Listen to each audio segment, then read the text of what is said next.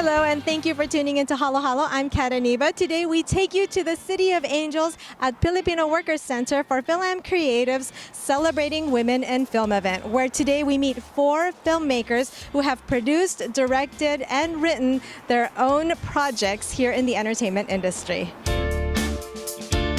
Now, I want to know how the idea of having this event come about.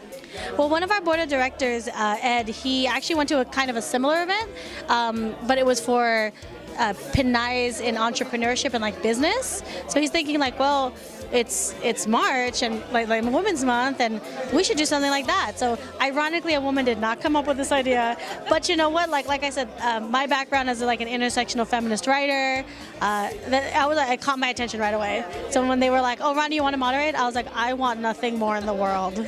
Charlene DeGuzman, Mallorie Ortega, Barredo, and Maritte Go were the special guests at FilAm Creatives Celebrating Women in Film panel, where they discussed their journey into making movies, what it's like being a Filipino woman in the industry, and the future of filmmaking.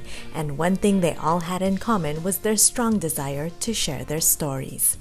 The story was loosely based on my story, my family story. So yeah, I can totally relate to the character. It's about a Filipino family trying to migrate to America, and the year leading up to that, which was also coincidentally the same year that the Philippines was going through turmoil, and that was around the time that Marcos was about to be booted out of office. Saan sa Amerika nakatira si Santa Claus? Baka sa Hollywood. Doon yata nakatira yung mga celebrity. Si Wonder Woman din?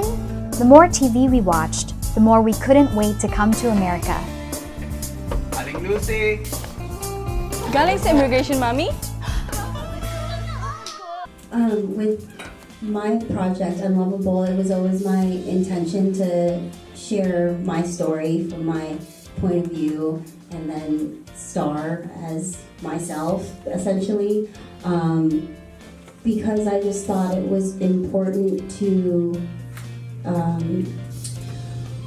with everything that I've experienced in my life, it doesn't become a gift until you share it with others. And so it was important for me to share it through this movie, to be able to help other people, for people who related to my story to see their story on screen, for people who look like me or have families like me to see that story on screen. So that was just always a big intention in the making of the film.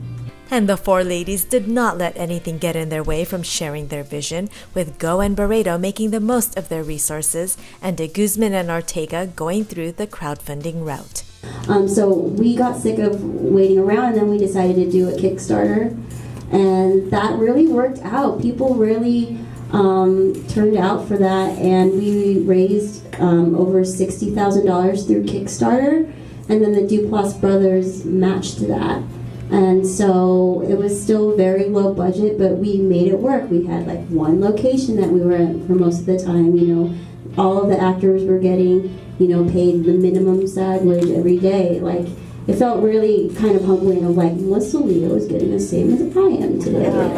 And neither of us have a trailer. It felt kind of like that cool, low budget filmmaking. We're here because we want to be like everybody's like not getting paid barely anything, and we're all here because we want to be. So that's cool. They also shared the obstacles and gender inequality they faced while meeting and pitching their projects to executives. But I agree to feeling like you don't have worthy of being in that room when they're not even looking at you, and you're like, I'm the producer, right?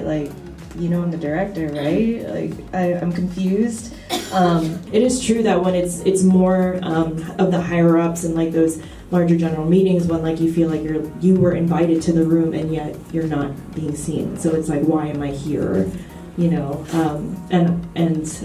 The hope is that you're invited for a reason, and they will look at you, and they will say hello to you, and they will learn your name. I was postulating as if I was a man. I was talking in a deeper voice, and I was like, "Hey, man, yeah, cool." Because I didn't want the men to look at me in a sexual way, which was really weird. And I was very I'm gonna be a man too, and And over the years I've gotten used to it. I'm like, I'm a girl. I'm a woman. Who cares, you know? I don't need to apologize if I get emotional over a scene. I'm not going to apologize because I'm crying right now because the scene is so amazing. Like, I'm a woman and I'm allowed to feel, and I've given my permission to myself to be who I am. And you know, that took years. That took years to get used to that. But even with their unfortunate experiences, when asked about the future of Hollywood in relation to having our stories told and seeing more Filipinos and Asians in front of the screen, they were all in agreement that a change is coming for the better.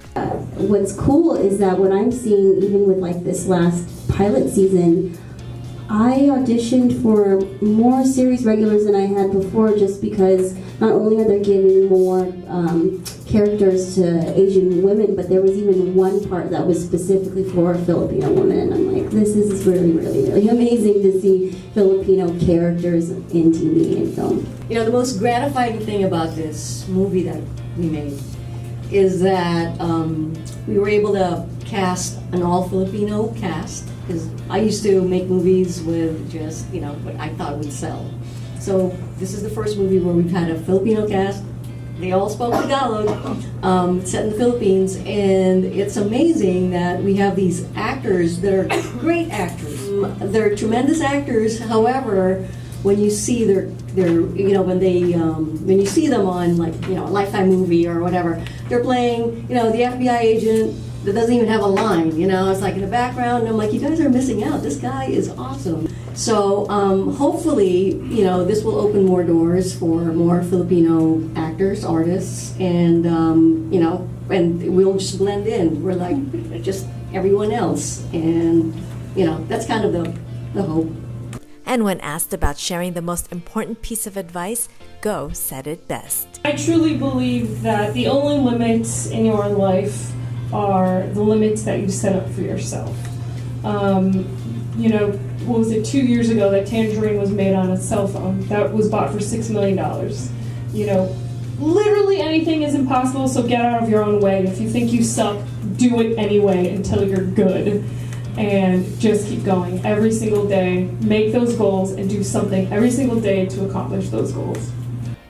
Talk about a wonderful event full of inspiration, information, and I hope you guys all enjoyed it. For more info on FilAm Creative and everything that they do, they are a nonprofit organization. Please check them out at their website below.